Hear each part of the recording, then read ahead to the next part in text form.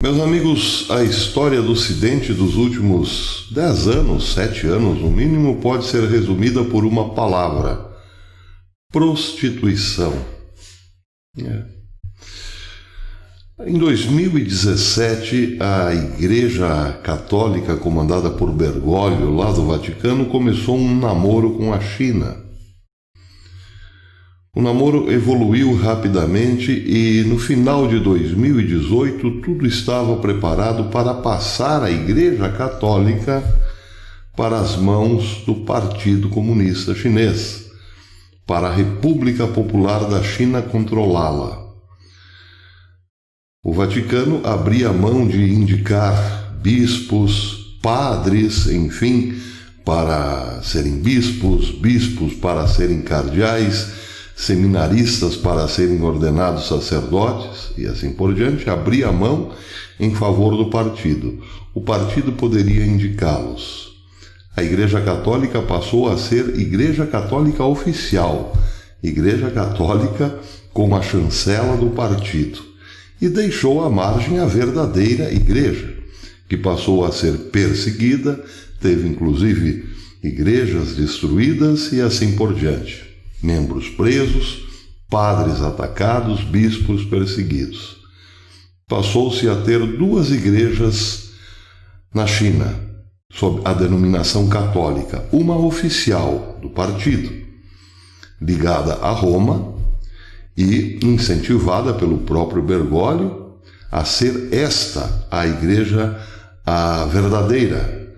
Portanto, por ordem do Vaticano, o católico chinês tinha que obedecer à igreja oficial e, portanto, obedecer ao partido. Bem, mas por que isso? Porque o Vaticano passou a ver a igreja como um negócio. É um grande negócio. A China, nesse caso, passou a ser vista como um mercado gigante. Assim como uma indústria, por exemplo, uma indústria automobilística, vê a China como uma possibilidade de vendas fantásticas, a Igreja Católica passou, a Igreja do Vaticano, a Igreja de Bergoglio, passou a ver a China também como a fonte de inesgotáveis dízimos, capaz de sustentá-la na abundância por muitos e muitos anos. O nome disso? Prostituição, claro.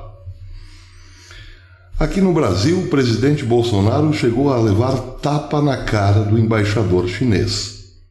Não literalmente, mas no âmbito diplomático, sim.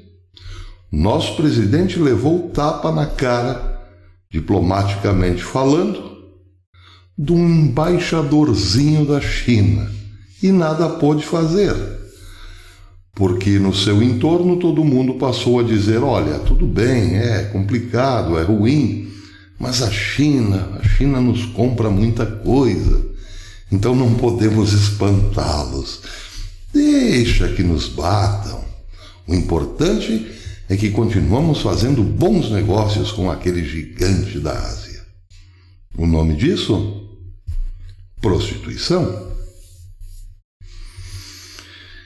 É a mesma coisa que morássemos nós aqui num grande condomínio e tivéssemos lá no final do condomínio, nas últimas casas, um morador que nos fizesse aquele agradável favor aos fins de semana de cortar a nossa grama de graça. Porém, todos sabendo que aquele senhor espanca os filhos, os faz trabalhar como escravos, bate na esposa, enfim, é um péssimo pai de família, mas, porque nos corta a grama de graça, fingimos que lá no final do condomínio, naquela última casa, está tudo bem, não tem problema. O nome disso? Prostituição. Quantos países hoje fecham os olhos para as atrocidades que a China comete em Hong Kong? Fecham os olhos porque fazem grandes negócios com a China. Prostituição. E essa prostituição, essa promiscuidade ocidental é o que fez da China uma potência, talvez a maior de todas. Desculpem, tenho que controlar o tempo aqui. Uma potência tão influente, capaz de prejudicar os países que saem um tanto quanto ou ameaçam sair da linha que os conduzem hoje a esta aliança sórdida com o maior mercado do mundo. A China tem ameaçado a Índia, a China tem ameaçado Hong Kong, a China tem ameaçado Taiwan, a China tem ameaçado o Japão, a China está ocupando o mar meridional, áreas que não lhe pertencem, com ilhas artificiais.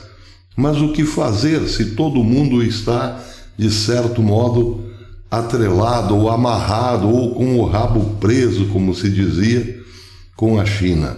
É claro que com a nossa ajuda ela tornou-se o monstro que se tornou. Mas atenção, ela tem aliados ainda mais fortes nos Estados Unidos.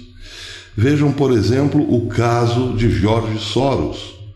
Não só um aliado da China, como um inimigo incansável do Ocidente. Tem financiado, quem sabe, junto com a própria China, com organizações terroristas, com o narcotráfico internacional, um grande levante para derrubar a América. Nós bem sabemos que os antifas são organizados e têm muito dinheiro para depredarem os Estados Unidos. George Soros quer levar os Estados Unidos a uma guerra civil, porque tem interesses em comum com a China e porque quer, no final das contas, arrebanhar tudo o que puder, quase de graça, como de resto tem feito a China.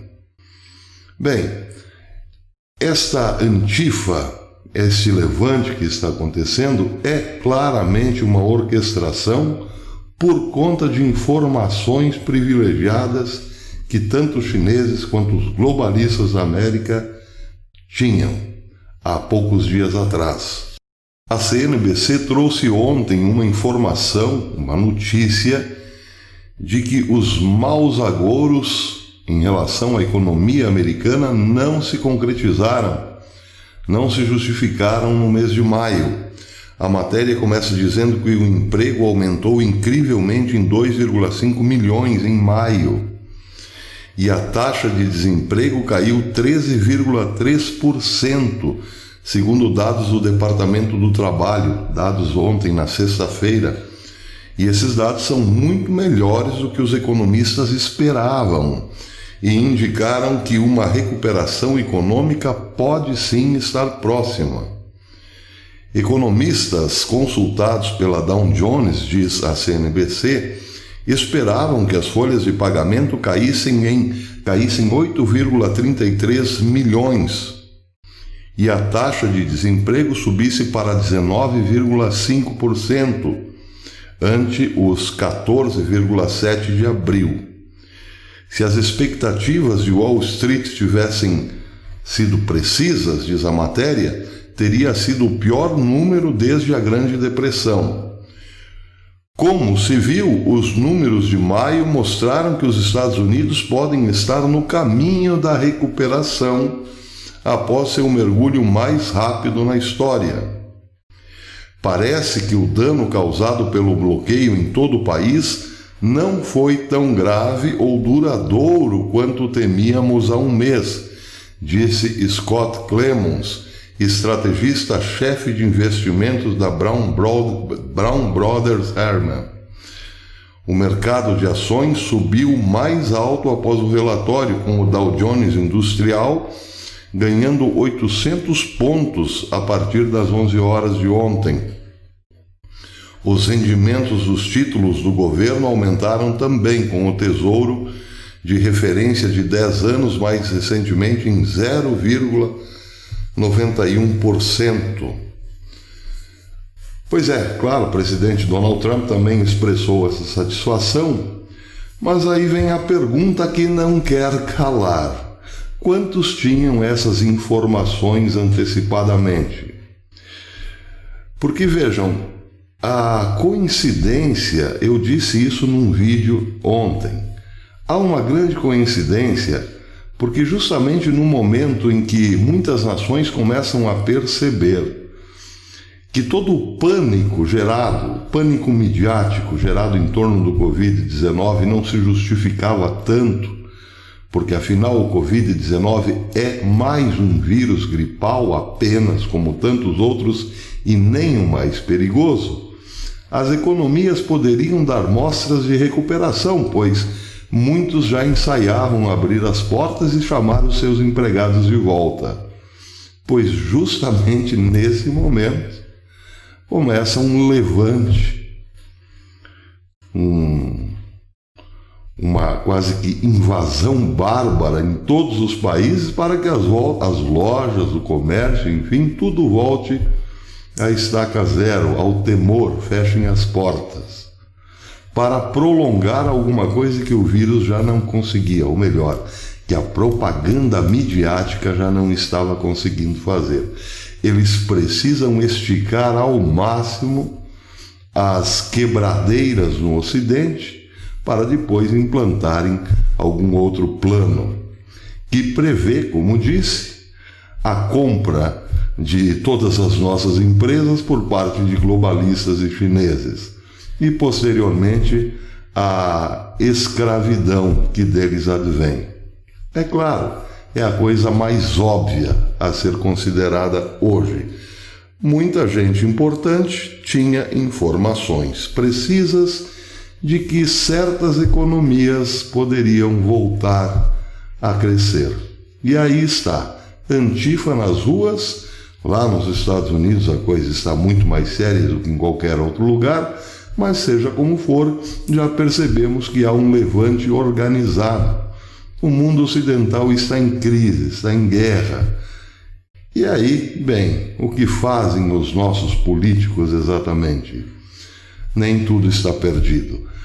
A principal e boa notícia nesse sentido vem de um grupo de políticos de 8 países que estão formando uma espécie de comitê, ou enfim, um grupo político estratégico forte para justamente combater a China.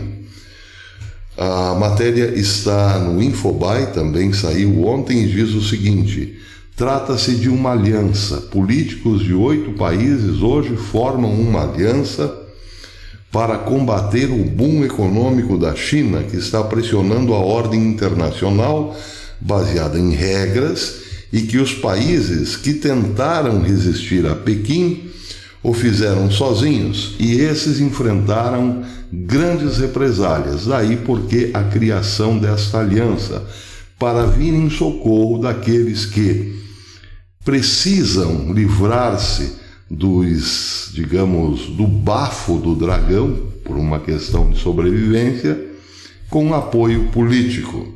Esses países, a lista, diz o Infobae, de nações participantes, inclui Estados Unidos, Alemanha, Reino Unido, Japão, Austrália, Canadá, Suécia, Noruega e membros do Partido Europeu. Curiosamente, há também um membro do Partido Democrata nesse grupo. Vários desses países, diz a matéria, enfrentaram intensas consequências econômicas ou políticas por interferir nas ambições estratégicas da China. Os esforços assertivos do governo Trump para reescrever a relação comercial bilateral com a China provocaram uma prolongada guerra comercial que teve consequências globais, enquanto outros esforços fizeram com que jornalistas americanos fossem expulsos da China. Bem, aqui uma nota a ser destacada. A guerra comercial foi intensa, mas não acabou, porque toda a pandemia, ou melhor, a paranoia gerada pela pandemia pode estar, sim, deve estar encaixada ou enquadrada numa ação de guerra, numa ação chinesa da guerra comercial. Trump estava impondo regras no final do ano passado e de repente, do nada, surge um vírus no Ocidente capaz de fazer enfim, a economia americana recuar, a política americana concentrar-se no seu próprio território, e a China passou a comprar empresas porque, bem sabemos, tudo despencou, as bolsas despencaram, enfim, a China acabou saindo por cima de uma guerra que estava praticamente perdida.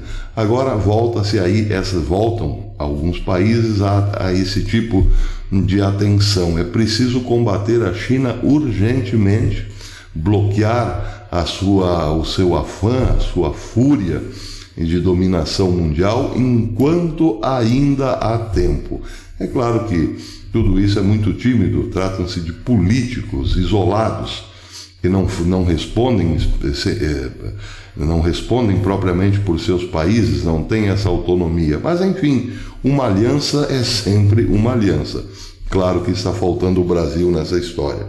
Vamos aguardar para ver. O problema é o seguinte: o Ocidente envolveu-se com a China de tal modo, envolveu-se de um modo quase que promíscuo, e agora está pagando as consequências. Temos que fazer esta leitura. Até que ponto nos prostituímos por causa do grande mercado chinês?